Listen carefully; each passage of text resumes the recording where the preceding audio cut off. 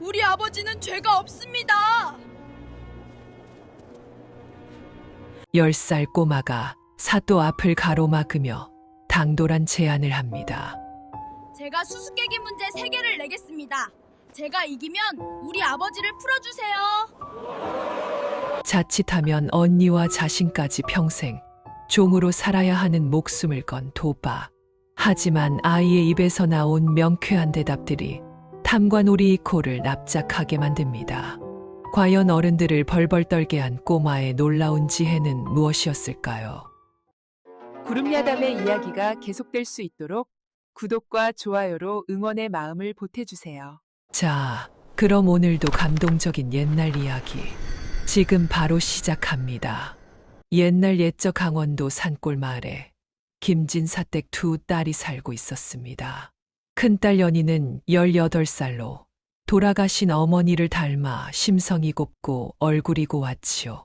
연희는 따뜻한 방 안에 단정히 앉아 바늘 끝으로 버선을 한 땀 한 땀 깁고 있었습니다. 하지만 막내딸 분이는 달랐습니다.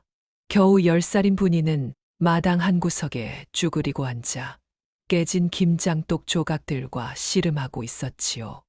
분이야, 너는 언니 좀 본받거라. 여자가 조신한 맛이 있어야지. 커서 대장간에 시집갈 작정이냐? 김진사가 혀를 차며 말했습니다. 하지만 분이는 얼어서 빨갛게 된 코를 훌쩍이면서도 씩 웃었지요. 아버지, 이 독을 보세요. 제가 고쳐서 이제 10년은 텄습니다. 안 되는 게 어디 있어요? 다시 사려면 다 돈이에요. 분이는 불에 녹인 송진을 접착제 삼아 독 조각들을 이어 붙이고 지프로 꽁꽁 묶었습니다. 며칠 뒤 날이 잠깐 풀리면서 쌓였던 눈이 녹기 시작했습니다. 그러자 다 쓰러져가는 낡은 기와 지붕 사이로 물이 똑똑 떨어지기 시작했지요. 아니, 이게 무슨 일이냐? 지붕에서 물이 새는구나. 김진사가 허둥지둥하는 사이 어느새 분이가 마당 안쪽에 세워둔 사다리를 타고 지붕 위로 올라가고 있었습니다. 어허, 당장 내려와. 네가 다람 주냐? 떨어지면 어쩌려고 그러느냐? 김진사가 소리쳤지만 분이는 이미 지붕 위에서 기와를 이리저리 맞추고 있었지요. 김진사는 가슴을 쓸어내리며 발을 동동 굴렀습니다. 그때였습니다. 언니 연희가 아버지를 말리는 대신 묵묵히 마당에 쌓아둔 집단과 멍석을 끌어왔지요. 그러고는 분이가 있는 처마 밑에 두툼하게 깔았습니다. 조심해, 분이야. 언니가 밑에 푹신하게 깔아뒀으니까 걱정 말고 천천히 해. 연희의 목소리에 분이가 지붕 위에서 환하게 웃었습니다. 언니 고마워. 한참 뒤 지붕에서 내려온 분이는 온통 흙투성이가 되어 있었습니다. 연희는 치마폭으로 동생의 얼굴을 정성스럽게 닦아주었지요. 분이가 연희의 손을 꼭 잡았습니다. 언니가 있어서 난 아무것도 무섭지 않아. 연희는 분이의 머리를 쓰다듬으며 부드럽게 웃었습니다. 그러던 어느 날, 날이 다시 추워지면서 온 마을 길이 꽁꽁 얼어붙었습니다. 아침 일찍 물을 길러 나갔던 김진사가 꽝 하는 소리와 함께 엉덩방아를 찢고 집으로 돌아왔지요. 바지에 온통 눈이 묻어 있었습니다. 아이고 허리야, 이 빙판길이 어찌나 미끄러운지. 아버지는 조심 좀 하시지. 분이는 마당에 나가 얼음판이 된 길을 내려다보았습니다. 그리고 곰곰이 생각에 잠겼지요. 길이 미끄러우니까 자꾸 넘어지는 거야. 그럼 미끄러지지 않게 만들면 되잖아. 분이는 부엌 구석으로 달려갔습니다. 그곳에는 깨져서 버려둔 무쇠솥 조각이 있었지요. 분이는 망치로 솥 조각을 날카롭게 깨뜨렸습니다. 딱딱 땡그랑 쇠 조각들이 사방으로 튀었지요. 분이는 헌 집신 한 짝을 가져와 바닥에 쇠 조각을 촘촘히 박기 시작했습니다. 그리고 칠줄로 단단히 동여맸지요. 이러면 얼음을 꽉 물어서 절대 안 미끄러지겠지. 분이의 첫 번째 발명품 무쇠 집신이 탄생하는 순간이었습니다. 이튿날 아침 분이는 아버지께 무쇠 집신을 내밀었습니다. 아버지, 내일 장터 가실 때 이거 더 신고 가세요. 얼음을 꽉 물어서 절대 안 미끄러져요. 하지만 김진사는 신발을 요리조리 뜯어보더니 질색했습니다. 선비가 어찌 이런 흉측한 것을 발에 단단 말이냐? 쇠조각이 삐죽삐죽하고 집신은 너덜너덜하니 남들이 보면 미친 사람인 줄 알겠다. 나는 안 신는다. 아니, 남들 눈이 중요해. 뼈 부러지면 아버지 손해지. 결국 김진사는 양반 체면을 따지며 분이의 정성을 무시하고 일반 집신을 신고 나섰습니다. 김진사가 장터에 다녀오는 길이었습니다. 햇살이 따사롭게 내리쬐었지만 그늘진 고갯마루는 여전히 얼음으로 덮여 있었지요. 김진사가 조심조심 고갯길을 오르고 있을 때였습니다. 저 아래에서 요란한 소리가 들려왔습니다. 비켜라, 도참봉 날이 행차시다. 붉은 비단으로 치장한 가마 하나가 고갯길을 오르고 있었습니다. 가마를 맨 4명의 가마꾼들이 헉헉거리며 발을 디뎠지만 빙판길은 가혹했지요. 한 걸음 오르면 반 걸음 미끄러지기 일쑤였습니다. 이놈들아, 제대로 못 매겠느냐? 내 몸이 왔다 갔다 하잖느냐? 가마 안에서 도참봉의 버럭 소리가 터져 나왔습니다. 죄송하옵니다. 날이 길이 어찌나 미끄러운지. 가마꾼 하나가 발을 헛디디며 휘청했습니다. 그 바람에 가마가 한쪽으로 기울었지요. 아이고, 가마꾼들이 있는 힘껏 버티고 있었지만 가마는 더 이상 앞으로 나아가지 못했습니다. 오히려 조금씩 뒤로 미끄러지기 시작했지요. 마음 약한 김진사는 그 모습을 참아볼 수가 없었습니다. 저러다 큰일 나겠구나. 내가 조금만 도와주면 되겠지. 김진사는 황급히 뒤로 돌아가 가마 뒤편을 짚었습니다. 제가 뒤에서 밀어드리겠습니다. 영차. 그 순간이었습니다. 김진사의 발이 빙판에 미끄러졌지요. 휘청하는 김진사의 몸이 가마꾼과 부딪혔습니다. 균형을 잃은 가마꾼이 비틀거렸고 가마는 크게 기우뚱했습니다. 이놈들, 무슨 짓이냐? 도참봉의 비명소리가 들리는가 싶더니 가마가 옆으로 뒤집히며 도참봉이 눈밭에 그대로 처박혔습니다. 퍽! 눈이 사방으로 튀었고 도참봉은 얼굴에 온통 눈을 뒤집어 쓴 채 일어났습니다. 머리에 쓴 갓은 산산조각이 났고 비단 두루마기에는 눈과 흙이 뒤범벅이 되어 있었지요. 네 놈은 누구냐? 도참봉이 부들부들 떨며 김진사를 노려보았습니다. 김진사는 황급히 허리를 굽혔습니다. 죄송합니다. 소인이 도와드리려다 실수를. 닥쳐라 이놈아.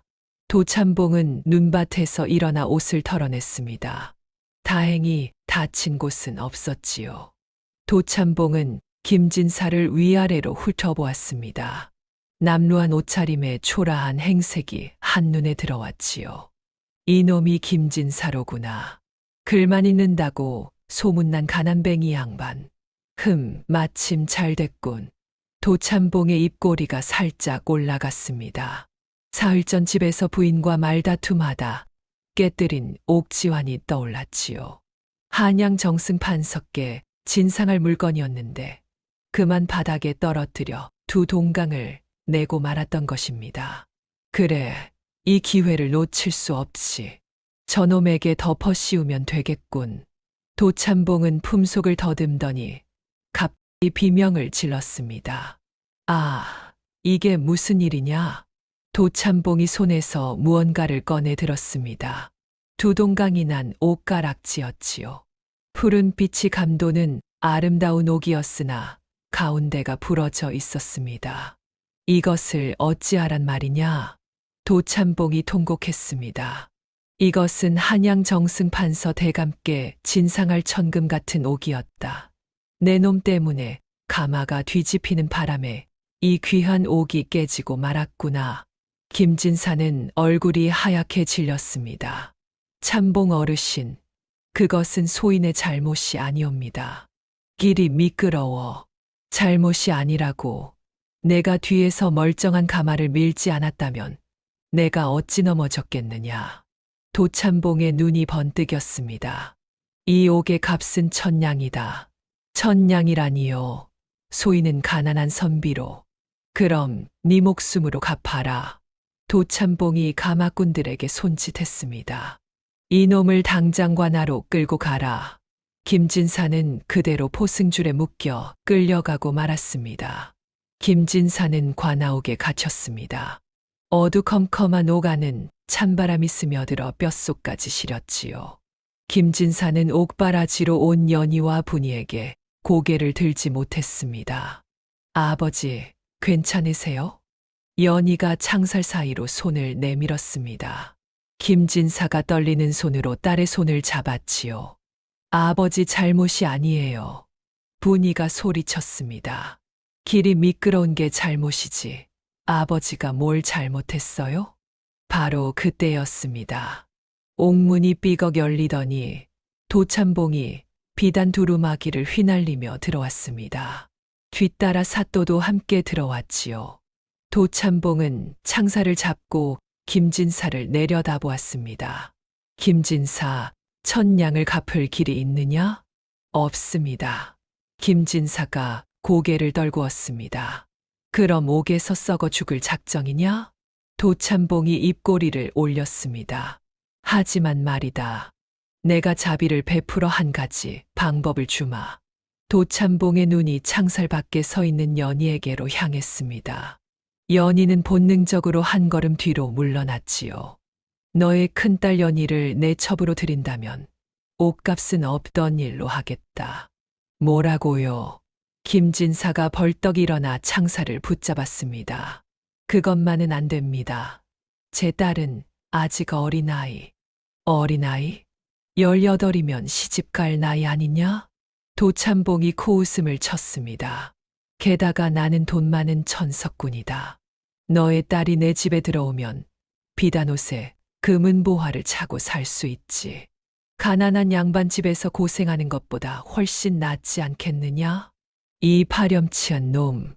김진사가 창사를 흔들었지만 소용없었습니다. 사또가 나서며 말했지요. 도참봉 어르신의 호의를 거절하겠다는 게냐? 그럼 내 목숨은 각오해야 할 것이다. 연희가 떨리는 목소리로 말했습니다. 제가 가겠습니다. 연희야, 안 된다. 김진사가 절규했지만 연희는 이미 눈물을 닦고 있었습니다. 아버지를 이대로 둘 수는 없어요. 제가 가면 아버지가 사시잖아요. 도참봉이 만족스럽게 고개를 끄덕였습니다. 현명한 선택이다. 오늘 밤까지 짐을 싸서 내 집으로 오너라. 그럼 내 아비는 당장 풀어주마.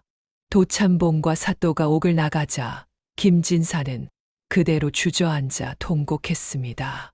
집으로 돌아온 연희는 눈물을 흘리며 짐을 싸기 시작했습니다. 고운 저고리 몇 벌과 어머니의 유품 있는 비녀, 그리고 아버지가 써주신 시 한 편. 연희가 챙길 수 있는 것은 그것뿐이었지요. 분이가 방문을 열고 들어왔습니다. 연희는 황급히 눈물을 닦았지요. 분이야, 괜찮아. 그 순간 분이가 언니의 보따리를 낚아챘습니다. 뭐 하는 거야? 연희가 놀라 일어섰습니다. 하지만 분이는 보따리를 꼭 껴안고 물러서지 않았지요. 언니가 왜 가? 미끄러진 건 길이고 나쁜 건 도참봉인데. 하지만 분이야, 아버지는 내가 구할 거야. 분이의 눈빛이 반짝였습니다. 언니 기억나? 내가 깨진 장독도 고쳤잖아. 지붕도 고쳤고. 이번에도 내가 가서 다 고쳐놓고 올게. 분이야, 이건 독이나 지붕이 아니야. 관하고 사또고. 다 똑같아. 분이가 단호하게 말했습니다. 깨진 건 고치면 되고, 미끄러운 건 징을 박으면 되고, 나쁜 놈은 혼내주면 돼. 분이는 방 구석에 놔뒀던 무쇠 집신을 집어들었습니다. 그리고 허리춤에 단단히 묶었지요. 저번에 아버지는 체면 때문에 이거 안 신으셨잖아. 그래서 미끄러지셨어. 하지만 나는 달라. 나는 이걸 신고 가서 도참봉 코를 납작하게 만들어줄 거야. 연희가 분이의 어깨를 잡았습니다. 분이야, 넌 아직 어린아이야. 그 무서운 도참봉을. 어린아이라서 더 좋아. 어른들은 나 어리다고 무시하잖아. 그럼 더 쉽게 당할 거야. 분이가 씩 웃었습니다. 언니, 나 돌아올 때까지 여기 있어. 아버지랑 같이 돌아올게. 분이는 언니의 대답도 듣지 않고 문을 박차고 나갔습니다. 분이가 관아로 향하는 고갯길에 다다랐을 때 해는 이미 서쪽으로 기울고 있었습니다. 사흘 전보다 날씨는 더욱 추워졌고 고갯길은 완전히 얼음판이 되어 있었지요.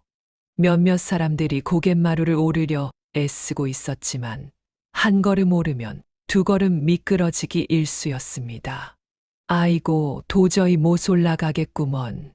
하나 낙내가 기어서 올라가다 포기하고 주저앉았습니다.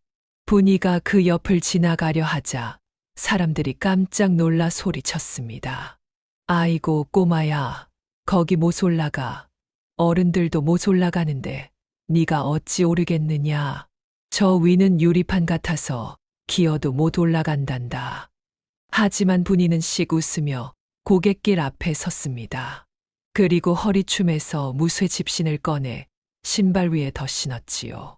쇠조각들이 삐죽삐죽 튀어나온 무쇠 집신을 본 사람들이 수군거렸습니다. 저게 뭐냐? 집신에 쇠를 박았네? 허허, 저런 걸 신고 다니다니. 분이는 사람들의 수군거림 따위는 신경 쓰지 않았습니다. 그리고 한 발을 내디뎠지요. 철그르럭. 날카로운 쇠조각이 얼음을 찍어 누르는 소리가 울려 퍼졌습니다. 분이의 발이 얼음 위에 단단히 박혔습니다. 조금도 미끄러지지 않았지요. 분이는 당당하게 한 걸음씩 고갯길을 올라가기 시작했습니다. 어른들이 헤매던 그 빙판길을 마치 평지를 걷듯이 씩씩하게 올라갔지요. 어떻게 저럴 수가. 꼬마가 유리판 위를 걷는구나. 대체 저 신발이 뭐기에. 사람들이 입을 떡 벌린 채 분이를 바라보았습니다. 고갯마루 한쪽에는 허름한 갓을 쓴 선비 하나가 서 있었습니다. 그 선비도 분이의 모습을 지켜보고 있었지요. 허허, 저것 참. 선비의 눈이 반짝였습니다. 겉은 투박하나 쓸모는 확실하구나. 길이 미끄러우면 징을 박는다. 참으로 기발한 생각이로다. 선비는 분이가 고갯마루를 넘어 관아 쪽으로 사라지는 모습을 끝까지 지켜보았습니다. 그리고 천천히 뒤를 따라 걷기 시작했지요. 분이가 관아에 도착했을 때 해는 이미 지고 있었습니다. 관아 마당에는 구경꾼들이 모여 있었고 관아 안에서는 웃음소리가 흘러나왔지요. 사또나리, 한 잔 더 받으시지요. 허허, 도참봉 어르신의 술상은 언제나 푸지 마시구려. 도참봉이 사또에게 매물 대신 술상을 차려 대접하고 있는 참이었습니다. 분이는 관아 안으로 성큼 들어섰습니다. 우리 아버지는 죄가 없습니다. 갑작스러운 외침에 안에 있던 사람들이 모두 깜짝 놀라 돌아보았습니다. 사또와 도참봉이 술상을 앞에 두고 앉아 있었고 사령들이 옆에서 시중을 들고 있었지요. 뭐야 저 꼬마는. 사또가 술잔을 내려놓으며 인상을 찌푸렸습니다. 분이는 꿇어앉지 않고 똑바로 서서 말했습니다. 저는 김진사의 딸 분이입니다. 우리 아버지는 죄가 없습니다. 빙판이 미끄러워 넘어진 게 어찌 죄가 됩니까? 도참봉이 술잔을 탁 소리 나게 내려놓았습니다. 건방진 년, 어디서 감히 어른들 앞에서 고함을 지르느냐. 분이는 물러서지 않았습니다. 아버지는 착한 분이세요. 참봉 어르신 가마가 미끄러지는 걸 보고 도와드리려 했을 뿐인데 어찌 그것이 죄가 됩니까? 닥쳐라. 도참봉이 벌떡 일어났습니다. 너의 아비가 칠칠 맞지 못해 귀한 옥을 깬 것이다. 그 죄가 얼마나 큰지 아느냐? 옥이 깨진 건 길이 미끄러웠기 때문 아닙니까? 분이가 반박했습니다. 만약 길이 미끄럽지 않았다면 아버지도 안 넘어지셨을 거고 참봉 어르신 가마도 안 뒤집어졌을 겁니다. 그러니 잘못은 길에 있는 거지 우리 아버지한테 있는 게 아닙니다. 인연이 지금 도참봉이 주먹을 불끈 쥐었습니다. 사또가 손을 들어 도참봉을 말리고는 차갑게 웃었습니다. 꼬마야, 법은 법이다. 내 아비는 귀한 옥을 망가뜨렸고 그 값을 물어야 한다. 그럼 제가 증명하겠습니다. 분이가 또렷하게 말했습니다. 우리 아버지가 억울하다는 거요. 관아 마당에 모인 구경꾼들이 웅성거리기 시작했습니다. 도참봉의 얼굴이 점점 더 붉어졌지요. 여봐라. 저 건방진 것을 당장 끌어내라. 도참봉이 소리쳤습니다. 포졸들이 다가왔지만 분이는 꿈쩍도 하지 않았습니다. 분이가 포졸들을 향해 한 손을 들어 올렸습니다. 잠깐만요. 저한테 한 가지 제안이 있습니다. 제안이라니 어린 것이 무슨 제안을 한단 말이냐? 사또가 비웃었습니다. 하지만 분이는 당당하게 말했지요. 그럼 내기를 하시지요. 제가 내는 문제 3개를 맞히시면 저도 언니와 함께 종이 되겠습니다. 하지만 못 맞히시면 아버지를 풀어주세요. 순간 관아안이 조용해졌습니다. 도참봉이 어이없다는 듯 웃음을 터뜨렸지요. 수수께끼라고 어린 것이 미쳤구나. 여봐라. 당장 저 건방진 것을 끌어내라. 도참봉이 손을 휘저었습니다. 포졸 둘이 분이에게 다가왔지요. 하지만 바로 그 순간 분이가 돌아서서 관아마당에 모인 구경꾼들을 향해 큰 소리로 외쳤습니다. 다들 보시오. 분이의 외침에 백성들의 시선이 일제히 분이에게로 쏠렸습니다. 천석군 도참봉 어르신과 고을 사또 나리께서 고작 10살짜리 아이의 지혜가 무서워 내 길을 피하신단다. 뭐라고? 도참봉의 얼굴이 새빨갛게 달아올랐습니다. 양반 체면에 아이가 무서워 도망치시다니. 분이의 말에 마당에 모인 백성들이 웅성거리기 시작했습니다. 그러게 말이야. 그냥 맞히면 될 걸 왜 피한대. 천석군이면서 10살짜리한테 지는 게 무서운가? 아무래도 찔리는 게 있나 보지. 백성들의 수군거림이 점점 커졌습니다. 도참봉의 얼굴은 이제 보랏빛으로 변하고 있었지요. 이것들이 감히. 도참봉이 이를 갈았습니다. 자존심이 여지없이 구겨진 것입니다. 백성들 앞에서 체면이 말이 아니었습니다. 도참봉이 술상을 탁 치며 벌떡 일어났습니다. 멈춰라. 도참봉이 분이를 노려보며 울그락불그락한 얼굴로 소리쳤지요. 감히 내 자존심을 건드려. 좋다. 도참봉이 손가락으로 분이를 가리켰습니다.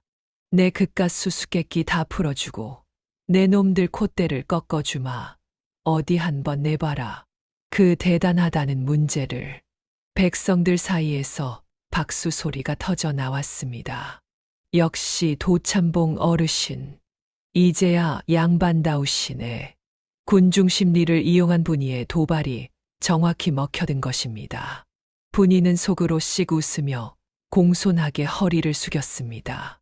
감사합니다. 그럼 첫 번째 문제를 내겠습니다. 관아 안팎이 숨죽이며 분이의 입을 바라보았습니다. 분이가 또렷한 목소리로 첫 번째 문제를 냈습니다. 이것은 그릇에 담으면 얌전하지만 화가 나면 둑을 무너뜨리고 집을 삼킵니다. 무엇입니까? 관아 마당이 조용해졌습니다. 백성들이 고개를 갸웃거리며 생각에 잠겼지요. 도참봉이 턱을 쓰다듬으며 자신만만하게 대답했습니다. 그것은 술이다. 술은 잔에 담으면 얌전하지만 사람이 취하면 난동을 부리지 않느냐. 백성들이 고개를 끄덕였습니다. 그럴듯한 답이었지요. 하지만 분이는 고개를 저었습니다. 아닙니다. 뭐, 아니라고? 도참봉의 얼굴이 굳어졌습니다. 술은 사람을 취하게 만들 뿐 둑을 무너뜨리지는 못합니다. 정답은 물입니다. 분이가 차분하게 말했습니다. 물은 그릇에 담으면 얌전히 있지만 장마가 지면 강물이 불어나 둑을 무너뜨리고 집을 휩쓸어 가지 않습니까? 백성들이 아 하고 무릎을 쳤습니다. 분이의 눈빛이 날카로워졌습니다. 그런데 참봉 어르신, 이 물과 똑같은 게 또 하나 있습니다. 뭐가 또 있다는 거냐? 도참봉이 불안한 표정을 지었습니다. 분이가 관아 마당에 모인 백성들을 가리켰습니다. 바로 백성의 마음입니다. 평소에는 얌전히 살지만 억울한 일이 쌓이고 쌓이면 성난 물처럼 무섭게 변하는 법이지요. 순간 관아 안이 쥐죽은 듯 조용해졌습니다. 백성들의 눈빛이 달라지기 시작했지요. 맞아, 우리도 물과 같지. 참고 참다가 넘치면 큰일 나는 법이지.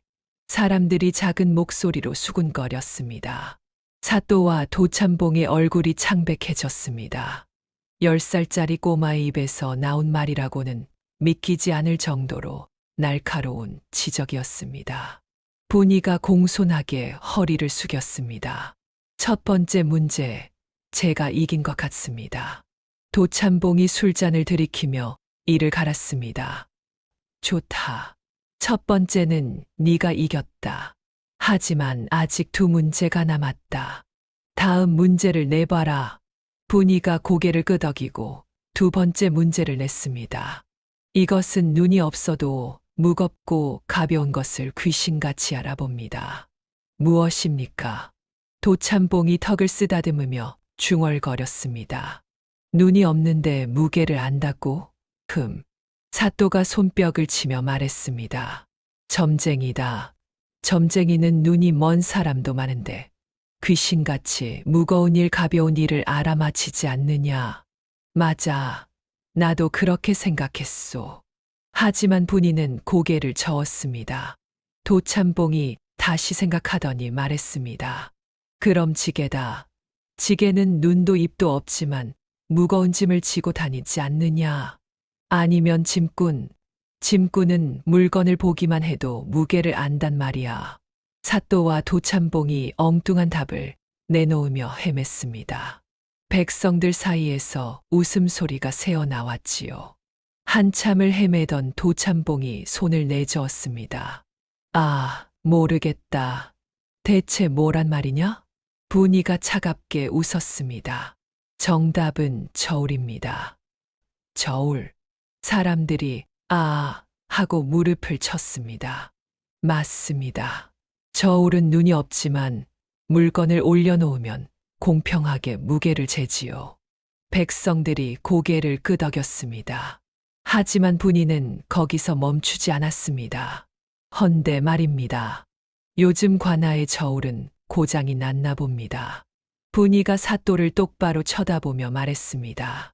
저울은 공평해야 하는데 관아의 저울은 한쪽으로만 기울어 버립니다. 입에 돈만 물려주면 말입니다. 관아 마당이 술렁였습니다. 무거운 죄도 가볍다 하고 가벼운 죄도 무겁다 하며 저울이 한쪽으로 확 기울어 버리지요. 맞아. 돈 있는 놈들은 큰 죄를 지어도 빠져나가더라. 백성들의 불만이 터져 나왔습니다. 분이가 계속 말했습니다. 우리 아버지는 사람을 도우려다 억울한 누명을 쓰셨습니다. 잘못이 아닙니다. 하지만 관아의 저울은 천냥이라는 무게를 재며 아버지를 옥에 가두었지요. 도참봉의 얼굴이 벌겋게 달아올랐습니다. 2년이 감히. 사또도 얼굴이 새빨개져서 헛기침만 했습니다. 분이가 공손하게 허리를 숙였습니다. 두 번째 문제도 제가 이긴 것 같습니다. 백성들이 박수를 치며 환호했습니다. 10살 아이가 관아의 부정을 정면으로 꼬집은 것입니다. 약이 바짝 오른 사또가 말했습니다. 잠깐, 마지막 문제를 받기 전에 내 궁금한 게 있다. 사또가 분이를 노려보았습니다. 너는 입만 살았구나. 그런데 이 험한 빙판길을 어린 네가 대체 어찌 올라왔느냐? 어른들도 기어서 오는 고갯길인데. 사또가 화제를 돌리려는 속셈이 뻔했습니다. 분이가 씩 웃으며 발을 들어 올렸습니다. 신발 위에 덧씨는 무쇠 집신이 드러났지요. 쇠조각들이 삐죽삐죽 박힌 모습이 촛불에 반짝였습니다. 이것으로 올라왔습니다. 순간 관아안이 술렁거렸습니다. 사또와 도참봉이 눈을 찌푸리며 다가와 무쇠 집신을 보았습니다. 저게 뭐냐? 집신에 쇠조각을 박았다고? 도참봉이 코웃음을 쳤습니다. 저런 흉물스러운 것을 발에 달고 다니다니. 꼴이 말이 아니구나. 하지만 분이는 당당하게 대답했습니다. 참봉 어르신께서 신으신 저 비단신을 보십시오. 겉모습은 번지르르하고 아름답습니다. 하지만 빙판에서는 무용지물이지요. 오히려 미끄러져서 사람을 다치게 만듭니다. 도참봉의 얼굴이 굳어졌습니다. 분이의 눈빛이 빛났습니다. 이 무쇠집신은 못생겼습니다. 하지만 사람을 지켜줍니다. 빙판에 미끄러지지 않게 만들어주지요. 분이가 사또를 향해 말했습니다. 사또 날이 모양새는 흉해도 사람을 지켜주는 이 쇠신발처럼 나리께서도 거칠애보다는 백성을 지키는 투박한 지혜를 보셔야 하지 않겠습니까? 관아 마당이 조용해졌습니다. 분이가 큰 소리로 말했습니다. 길이 미끄러우면 이렇게 징을 박으면 됩니다. 세상 일도 마찬가지입니다. 세상 일이 미끄러우면 지혜라는 징을 박아야 안 넘어지는 법이지요. 그 순간 관아 마당에서 한 백성이 소리쳤습니다. 옳소. 그러자 여기저기서 박수 소리가 터져 나왔습니다. 맞는 말이야. 체면이 밥 먹여주나. 거칠애보다 속이 중요하지. 저 꼬마의 말이 천냥보다 귀하구나. 백성들의 환호 소리가 관아를 가득 채웠습니다. 도참봉은 이를 갈았고 사또는 부채질을 멈추지 못했습니다. 10살 꼬마에게 완전히 제압당하고 있는 형국이었지요. 분이가 다시 공손하게 허리를 숙였습니다. 이제 마지막 문제를 내겠습니다. 그때 도참봉이 더 이상 참지 못하고 벌떡 일어났습니다. 2년, 감히 어른을 놀리느냐. 도참봉이 손을 번쩍 들어 올렸지요. 분이의 뺨을 후려치려는 것이었습니다. 바로 그 순간이었습니다. 안 돼. 어디선가 비명소리가 들리더니 한 여인이 관아 안으로 뛰어들어왔습니다. 연희였습니다. 연희는 숨을 헐떡이며 분이 앞으로 달려와 동생을 꽉 끌어안았습니다. 제 동생을 건드리지 마세요. 연희의 목소리가 떨렸지만 눈빛만은 단호했습니다. 도참봉의 손이 허공에서 멈췄습니다. 연희의 갑작스러운 등장에 당황한 것이었지요. 너는 큰딸 아니냐? 맞습니다. 저는 오늘 밤 참봉 어르신 댁으로 가기로 한 연희입니다. 연희가 똑바로 말했습니다. 하지만 제 동생을 건드리시면 안 됩니다. 분이는 아버지를 구하려고 이렇게 용감하게 온 것뿐입니다. 도참봉이 비웃었습니다. 용감하다고 저녀는 지금 나와 사또 나리를 능욕하고 있다. 아닙니다. 연희가 소리쳤습니다. 분이는 진실을 말하고 있을 뿐입니다. 어른들께서 진실을 받아들이지 못하실 뿐이지요. 도참봉의 얼굴이 일그러졌습니다. 인연이 어디서 감히. 하지만 연희는 물러서지 않았습니다. 오히려 분이를 더 꽉 끌어안으며 말했습니다. 참봉 어르신, 저를 치시려거든 실컷 치십시오.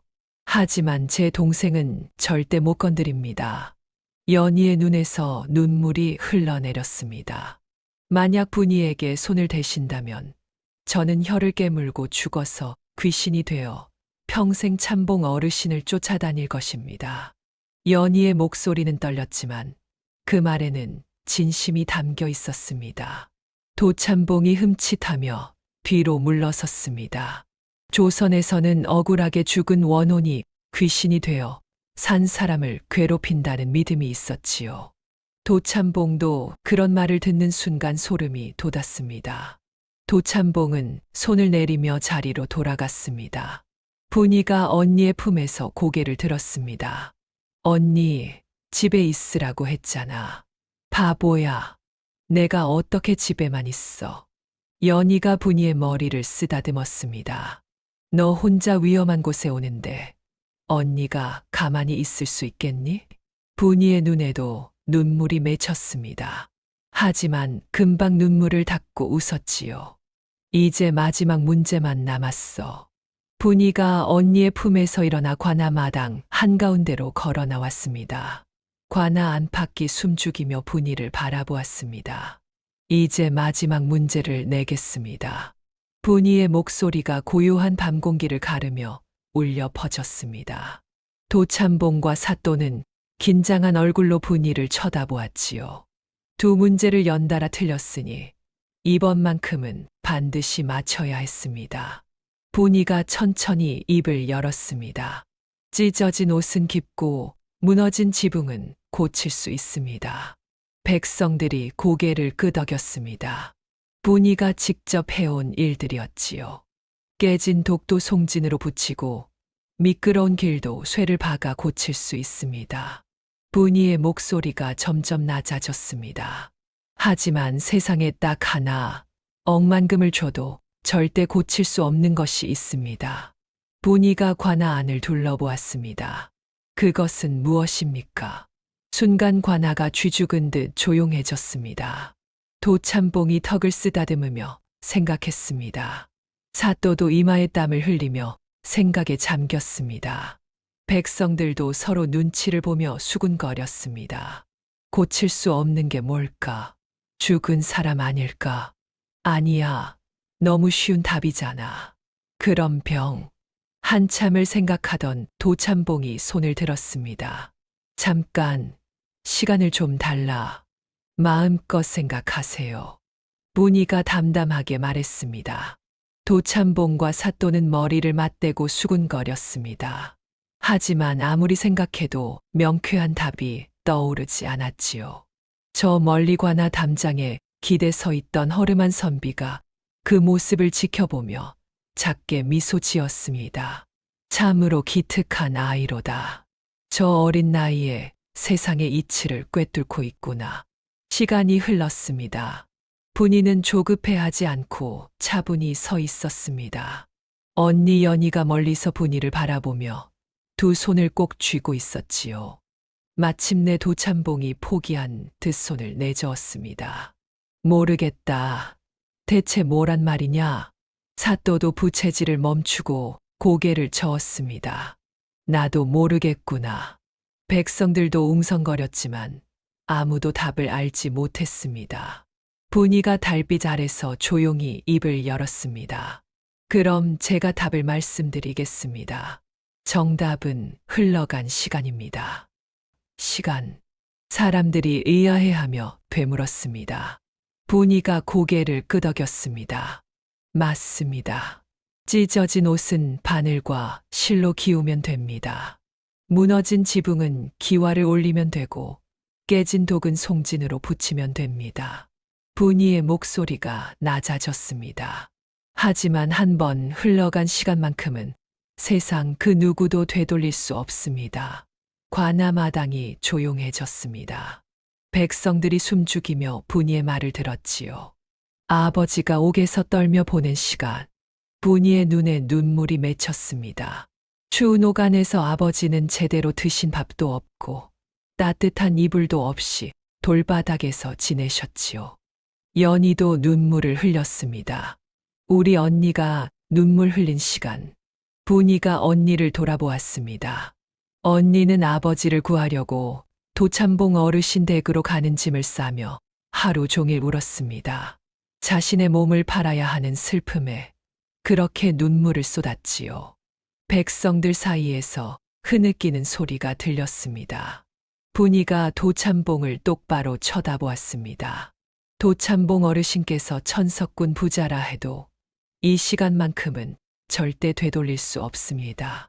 억만금을 주셔도 못 물어내십니다.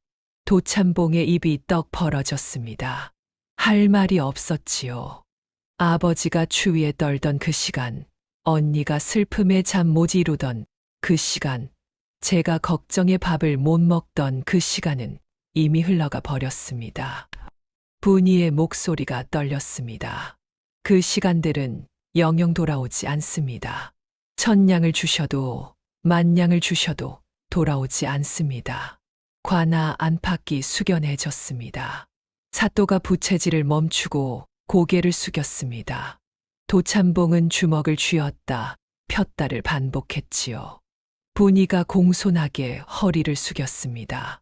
세 문제 모두 제가 이겼습니다. 약속대로 우리 아버지를 풀어주셔야 합니다. 백성들이 환호성을 질렀습니다. 그렇다. 약속을 지켜라. 꼬마가 이겼다. 김진사를 풀어줘야지.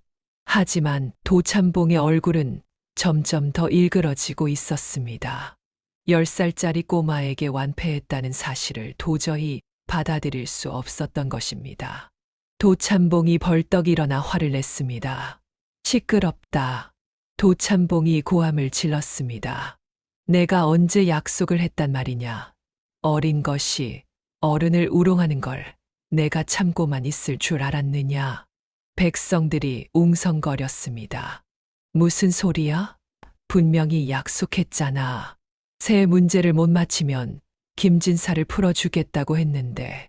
하지만 도참봉은 귀를 막은 채 소리쳤습니다. 여봐라. 저 건방진 것들을 당장 하옥하라. 김진사와 함께 옥에 가두어라. 포졸들이 주춤거리며 앞으로 나왔습니다. 참봉 어르신, 하지만 백성들 앞에서 하신 약속을. 닥쳐라. 내 명을 따르지 못하겠느냐. 도참봉이 버럭 소리를 지르자 포졸들이 어쩔 수 없이 분이와 연희에게 다가갔습니다. 연희가 분이를 끌어안았습니다. 안 돼요. 우리 동생은 약속대로 이겼어요. 백성들이 앞으로 몰려 나왔습니다. 이건 말이 안 돼. 약속을 어기는 게 어디 있어. 양반이 약속도 안 지키면 짐승이랑 뭐가 다르냐. 하지만 도참봉은 아랑곳하지 않았습니다.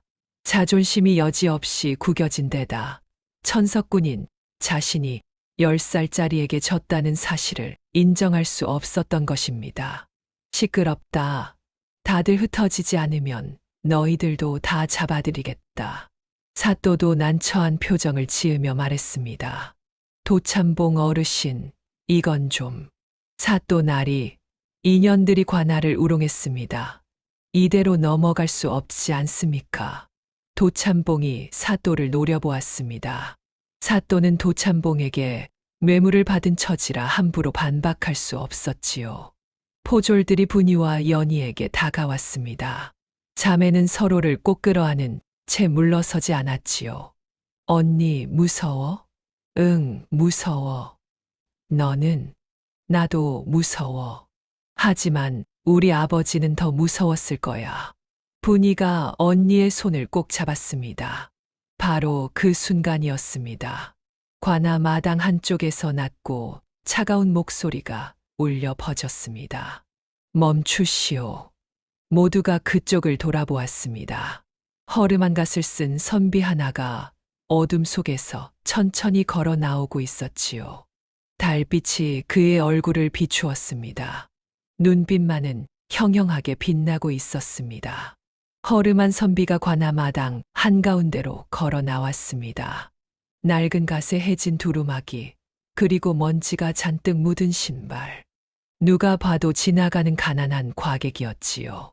도참봉이 미간을 찌푸리며 소리쳤습니다. 누구냐?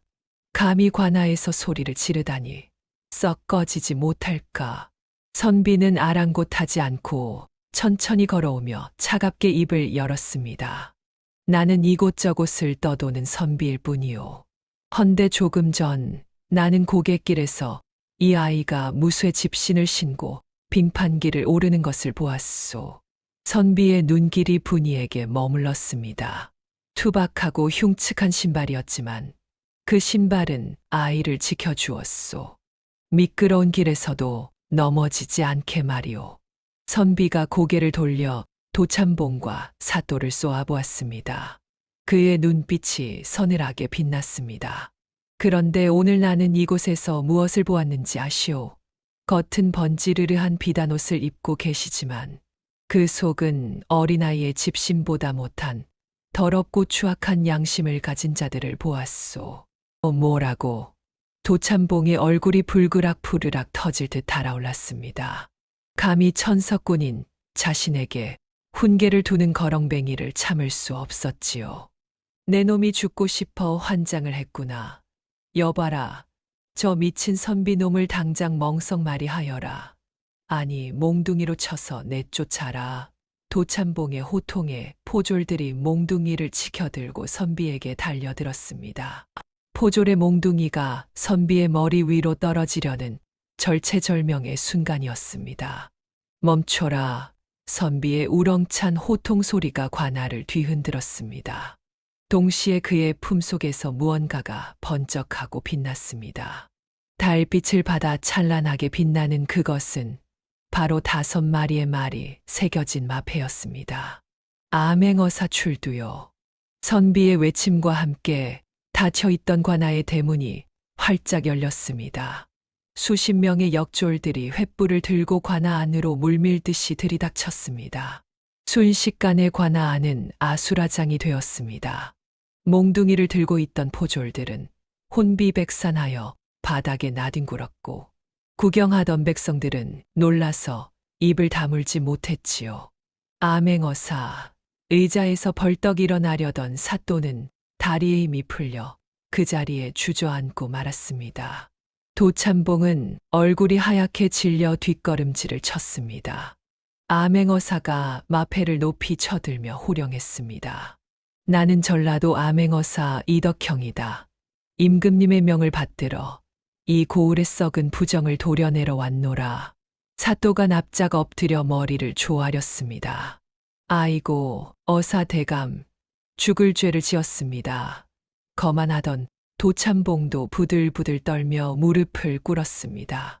암행어사가 그들을 내려다보며 서리빨처럼 꾸짖었습니다.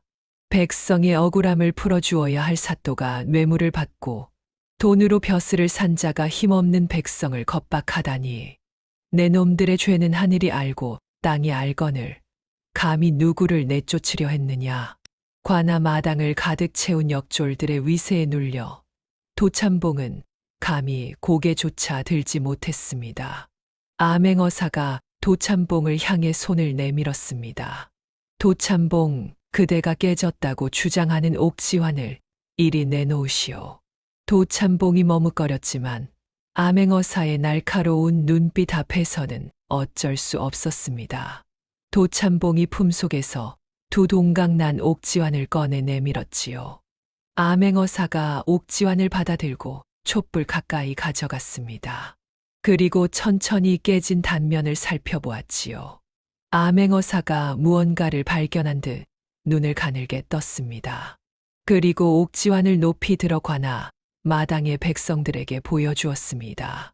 다들 이 단면을 자세히 보아라. 백성들이 목을 쭉 빼고 옥지환을 바라보았습니다. 암행어사가 큰 소리로 말했습니다. 금방 깨진 옥이라면 속살이 하얗고 날카로워야 하거늘 이것은 어떠냐? 백성들이 웅성거리며 말했습니다. 거뭇거뭇하니 때가 낀 것 같은데요. 모서리도 달아서 반질반질하구먼요. 금방 깨진 게 아닌 것 같아요. 한 아낙네가 앞으로 나와 옥지환을 자세히 들여다보았습니다. 저것은 깨진 지 오래됐습니다. 깨진 틈 사이사이에 때가 꼈어요. 그릇이나 옥이나 깨지면 저렇게 되는 법이지요. 다른 아낙네도 거들었습니다. 맞아요. 금방 깨진 거라면 하얗고 깨끗한데 저건 손때가 묻고 때가 낀 게 보이잖아요. 암행어사가 고개를 끄덕이며 말했습니다. 그렇다. 깨진 틈새에 시커먼 손때가 끼고 모서리가 뭉툭한 것은 깨진 지 보름은 좋게 넘었다는 증거다. 관아 마당이 술렁거렸습니다. 암행어사가 도참봉을 향해 옥지환을 들어 보였습니다. 도참봉, 그대는 가마가 넘어질 때 이 옥이 깨졌다고 주장했소. 하지만 이 옥은 이미 그 전에 깨져 있었소. 아닙니다. 그것은 도참봉이 식은땀을 흘리며 변명하려 했지만 증거는 명백했습니다. 암행어사가 계속 말했습니다. 그대는 이미 깨진 옥을 품고 다니다가 마침 김진사가 그대를 도우려다 실수한 것을 기회 삼아 덮어 씌우려 했소. 제발 제 말을 들어보십시오. 도참봉이 애원했지만 소용없었습니다. 죄 없는 백성에게 누명을 씌우고 그의 딸을 첩으로 삼으려 협박했으니 그 죄가 참으로 무겁도다. 백성들이 일제히 소리쳤습니다. 맞아, 우리가 속을 뻔했어. 저런 파렴치한 놈. 사또도 뇌물 받고 도참봉 편을 들었잖아. 사또가 땅에 엎드려 이 말을 조아렸습니다. 한 아낙네가 무릎을 치며 말했습니다.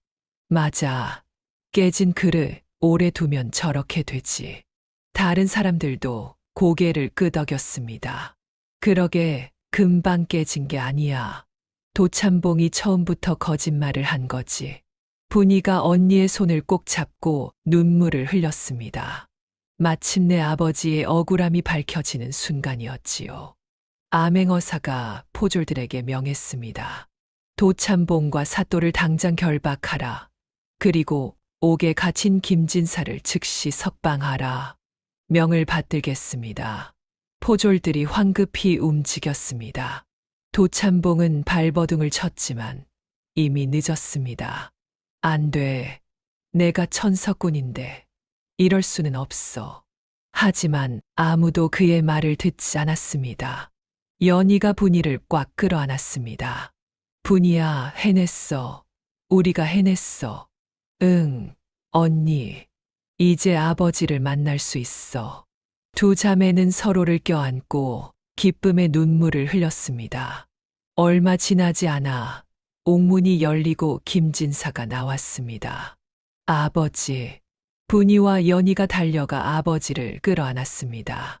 김진사는 두 딸을 꼭 껴안으며 눈물을 흘렸지요. 분이야, 연희야. 너희들이 나를 구했구나.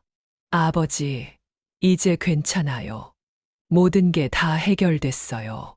세 식구는 한참을 끌어안고 있었습니다. 암행어사가 그 모습을 보며 흐뭇하게 웃었습니다. 김진사, 그대는 훌륭한 딸들을 두었소. 특히 작은 딸 분이는 참으로 지혜롭고 용감한 아이로구려. 김진사가 황급히 절을 올렸습니다. 은혜를 어찌 갚아야 할지 모르겠습니다.